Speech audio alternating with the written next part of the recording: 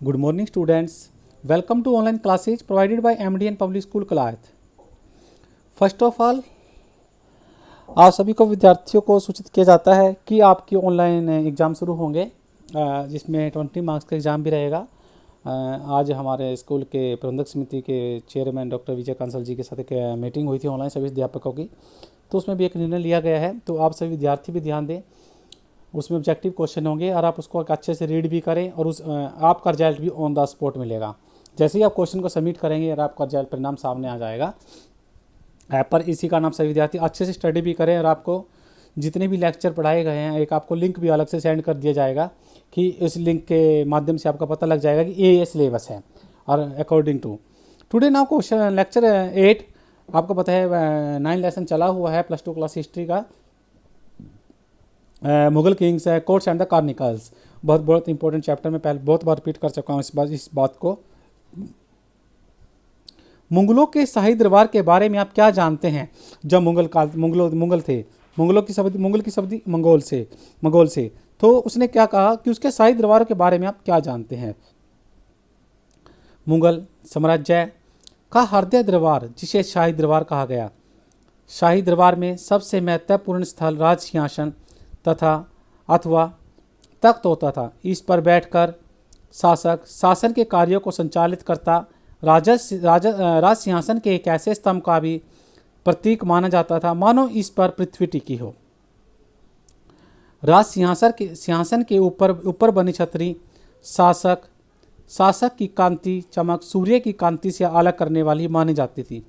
राज सिंहासन को ईश्वर के प्रतीक व उपहार के रूप में देखा जाता था।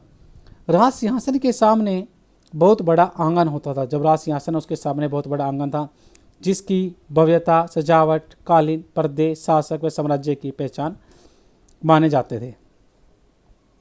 इसका फर्स्ट पॉइंट पढ़ते हैं बेटा, दरबारी शिष्टाचार। मुगलों का दरबार चाहे काफ़ी बड़ा हो लेकिन वह भीड़ भाड़ की स्थिति कभी नहीं होता था।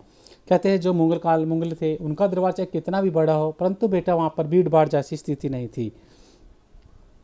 दरबार में कौन कहाँ होगा, किस स्थिति में होगा, कौन प्रवेश करेगा तथा कौन जाएगा, सब कुछ एक निश्चित नियम के अनुरूप होता था।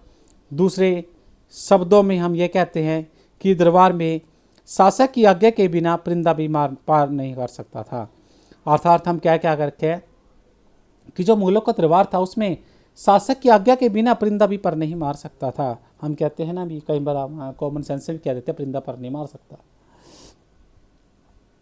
दरबार में अभिवादन के तरीके भी व्यक्ति की हैसियत तथा पहुंच को स्पष्ट करते थे। अभिवादन में सामने जितना बड़ा व्यक्ति होता था उतना ही झुकना दरबारी परंपरा थी।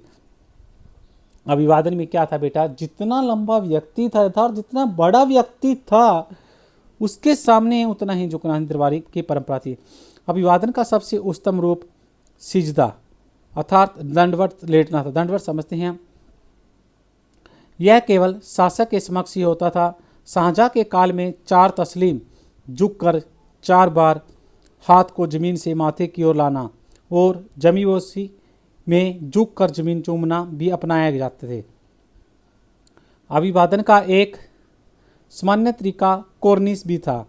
इसके अनुसार दरबारी अपने दाएं हाथ की हथेली को अपनी छाती पर रखकर आगे की ओर सिर झुकाता था। यह इस बात का प्रतीक था कि अभिवादन करने वाला व्यक्ति इंद्रिय व मन स्थल की हाथ लगाते हुए झुककर विनम्रता से अपने को प्रस्तुत कर रहा है। अब बात करते हैं झरोखा। मुगल दरबारी व्यवस्था की अकबर द्वारा जोड़ी गई परंपरा थी। झरोखा क्या है बेटा, जो मुगल दरबार व्यवस्था है उसमें अकबर द्वारा जोड़ी गई परंपरा थी। यह प्राचीन भारतीय शासकों से ली गई थी। स्वयं शासक प्रातः उठते ही समानता प्रार्थना इत्यादि के बाद अपने महल को एक विशेष हिस्से में बनी खिड़की पर सूर्य की ओर मुंह करके बैठ जाता था।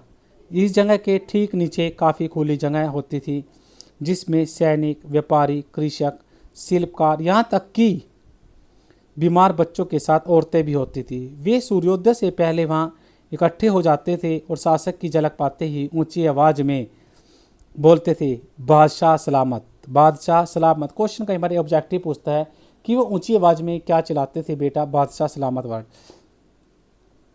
अकबर द्वारा प्रारंभ की गई यह परंपरा अटूट चलती रही तथा उसका यह विश्वास था कि इससे जनता का सत्ता में विश्वास बना तथा औरंगजेब के ने बाद में इसे गैर इस्लामी घोषित करते हुए बंद कर दिया था। शाही उत्सव व समारोह। मुगल दरबार में सामान्य प्रशासनिक गतिविधियों के अतिरिक्त कुछ विशेष उत्सव व समारोह होते थे। उस दिन दरबार को विशेष ढंग से सजाया जाता था। सजाने के लिए रंग बिरंगे ढंग से सजे डिब्बों में रखी मोमबत्तियाँ, महल की दीवारी पर भिन्न भिन्न तरह के बंधनबार तथा भिन्न भिन्न तरह की सुगंधित चीज़ों का प्रयोग भी किया जाता था। शाही उत्सव व समारोह 3 तरह के होते थे। सामूहिक सामाजिक समारोह में ईद, शब-ए बारात तथा होली व दिवाली प्रमुख होते थे। इनमें जनता के भिन्न भिन्न वर्गों के लोग दरबार में शाही परिवार के सदस्यों के साथ भाग लेते थे। जब सामूहिक सामाजिक समारोह में ईद, शब-ए बारात, इनमें जनता के जो भिन्न भिन्न वर्गों के लोग हैं दरबार में शाही परिवार के सदस्यों के रूप में भाग लेते थे। शाही विशिष्ट समारोह क्या था? शाही विशिष्ट समारोह में सिंहासन और की वर्षगांठ, सूर्य वर्ष व चंद्र वर्ष के अनुरूप शासक के जन्म का कार्यक्रम तथा वसंतगमन फारसी त्यौहार नवराज मुख्य थे। इनमें शासक का जन्मदिन अन्यों की तुलना में अधिक शोभायान या खर्चीला होता था। सी क्या था बेटा? शाही दरबार का तीसरा समारोह व उत्सव शहजादों की शादियों का होता था।